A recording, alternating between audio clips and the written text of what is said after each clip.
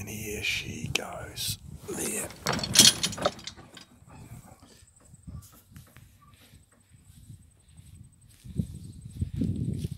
So this time round I'm going to go through with you as much as possible the things that I have to do to actually get away on a trip.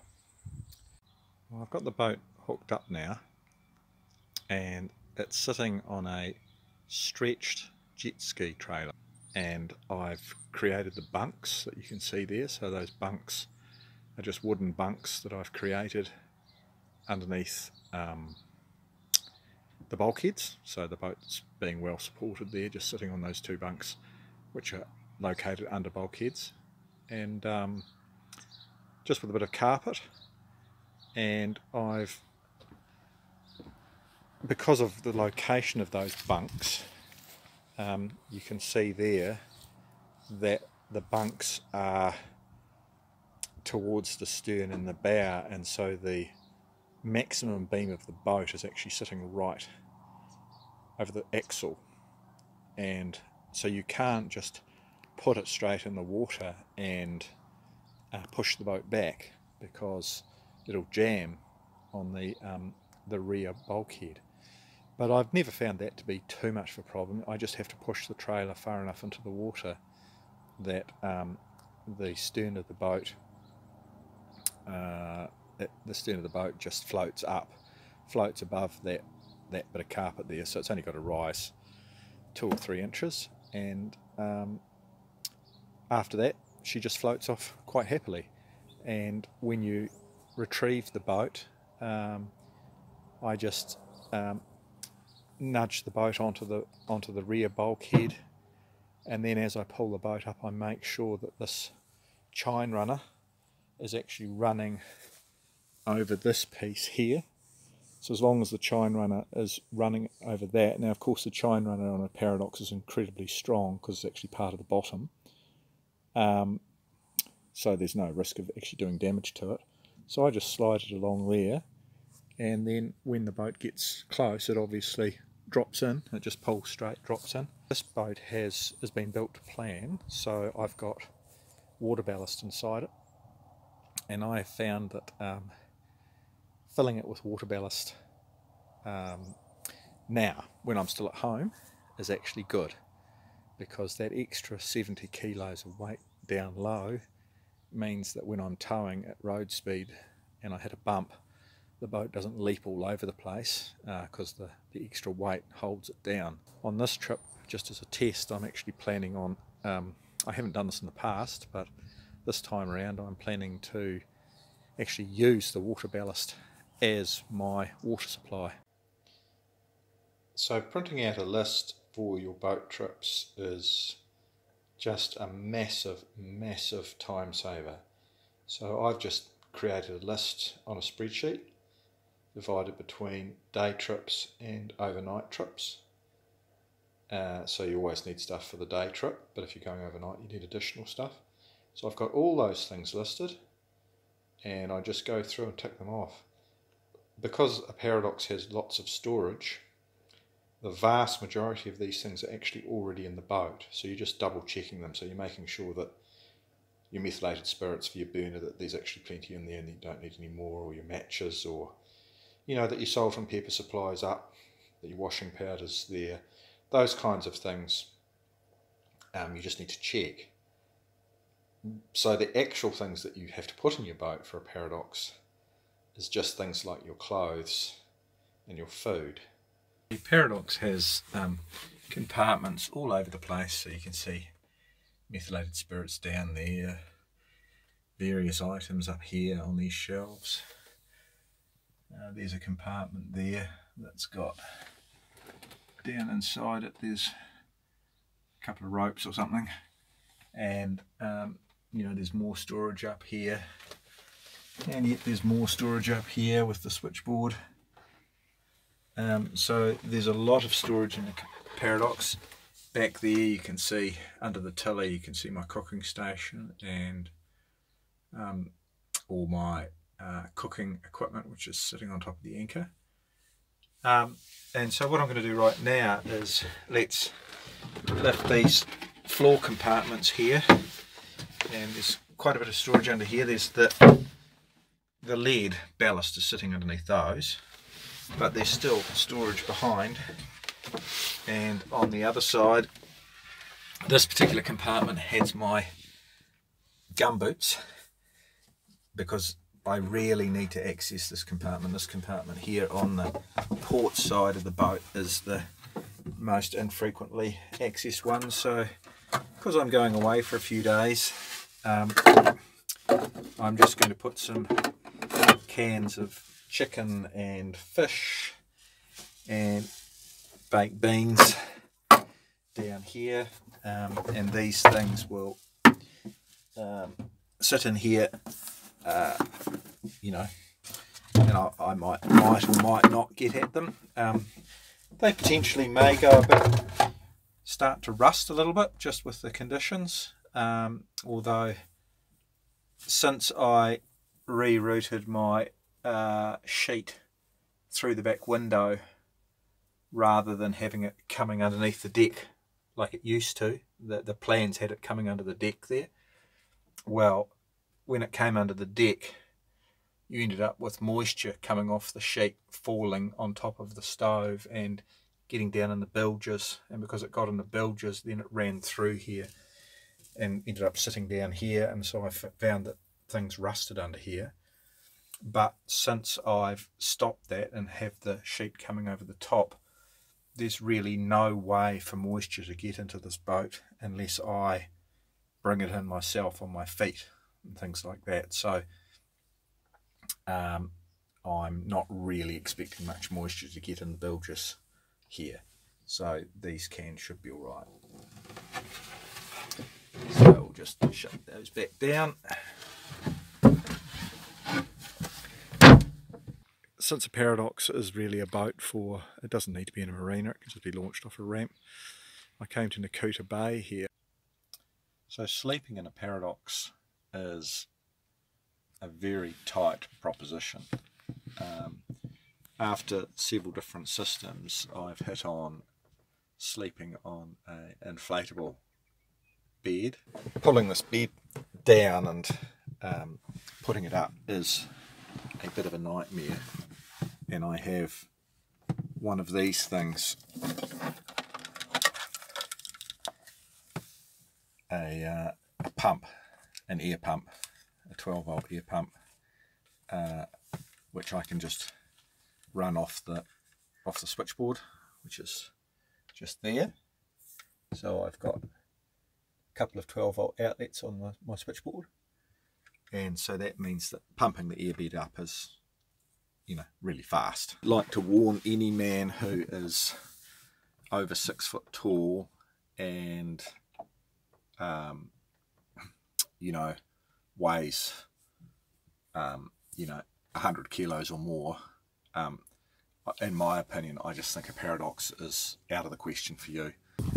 You should be able to see the ferry out there, so that's the ferry coming in, and I'm just bombing along at about 3 knots, heading upward. I've just heard that having a beer is supposed to stop seasickness. Of course, I'm not feeling seasick in this, it's so smooth, very sheltered in the Marlborough Sounds. But I'm now going downwind on a beautiful afternoon to my anchorage tonight, and yeah, this is my sailing territory. Wow, not really, only get up here once in a blue moon. That's Picton out there, and Queen Charlotte Sounds going up there, which I'm about to enter from Double Bay. Well, of course, one of the cool things about a Paradox is that it dries out nicely. You can just dry it on the beach. So I've locked it up, and what I've done is that, so I changed my hatch arrangement from standard so that I could put these locks. So I've just put these locks here across the top of the hatch.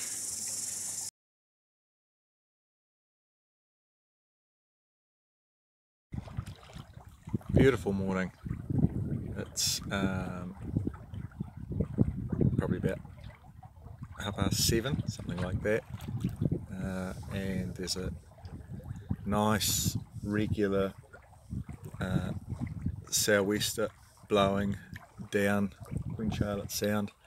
I think it's actually a southerly aloft, but it's a sou'wester on the water, and I'm just going to make as much use of this as I can to go downwind and get some real distance on Queen Charlotte Sound in nice conditions. Well, this is a first. I'm actually cooking while I'm underway. The wind had died right down and I just got bored and I thought it's lunchtime. I either starve till I get to my destination, which is Bay of Many Coves, or I start cooking some lunch. And so I'm doing a boiled egg. And of course, as soon as I started to do something, the wind rose again, and so I'm close hauled. It's gentle, very gentle, but I'm close hauled still, and so I'm going to have to sail and eat now. Well, sail and cook and then eat. I'm in the Bay of Many Coves, and as soon as I came past that point, the wind just totally disappeared. There'd been quite a good breeze up till then, and there's just no evidence in this bay of wind at all. Bay of Many Coves. I was going to go to Chaucer Bay right up the top, but that's a long way to paddle and I just don't think I can handle it. It's just too far. So this is the view from my anchorage, which is just a tiny wee beach on the outer south side of the Bay of Many Coves, and that's the Bay of Many Coves there. It's good to stay civilised on your boat, isn't it? So I've got plenty of time, and I've brought the shampoo and conditioner, so I'm going to wash my hair. That feels a lot better.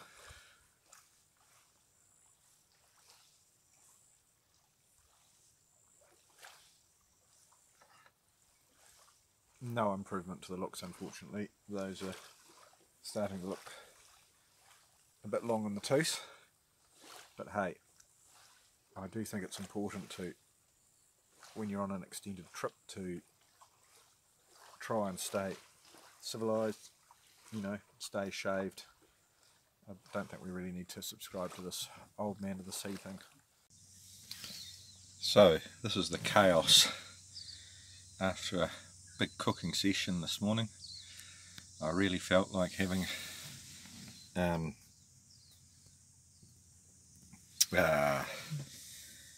mushrooms, onions, baked beans, rice, an egg, all washed down with a can of beer from the bilges, which by this time of the year the water's actually cooled right off, and so the bilges are cool, and so the beer is actually quite pleasant. It's not tepid at all, it's actually chilled slightly. So that was actually rather nice. So that was my breakfast this morning, and so now I've got a massive wash up, but I'm not too worried about that because this closest bottle is out of the ballast tanks, and yeah, this whole idea of using the ballast tanks is working quite well. It's a nice large supply of water that's right on tap literally. So I'm not too disturbed about using water. I guess out of the 70 litres I might have used 6 if I'm lucky. Yeah, probably 6. So that means there's still 64 litres in there, so that's hardly going to compromise the ballast of the boat. Steering the boat using weight shift.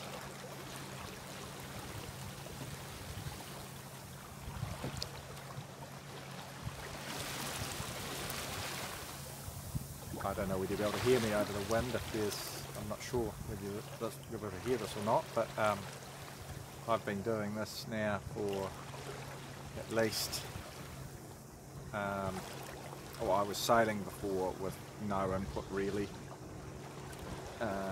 for maybe 3/4 of an hour, and now I've been doing this weight shift thing for at least 15 minutes. I'm pretty confident I'll be able to get all the way to my anchorage. Just doing weight shift should be no problem. So you can see the tiller is locked.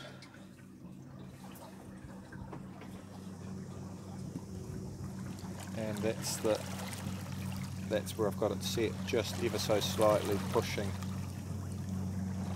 the boat to starboard, which is the same side as the sail, to counteract that.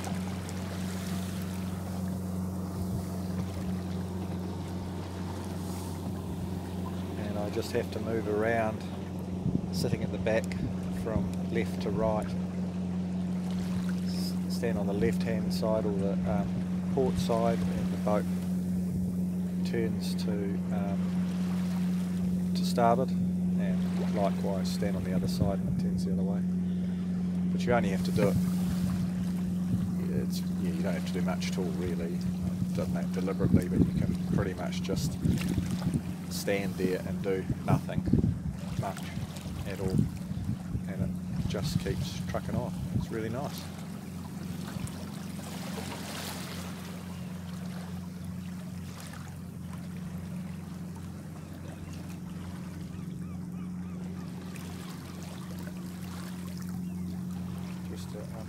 Beautiful day, quite gentle, doing about 3.5 knots.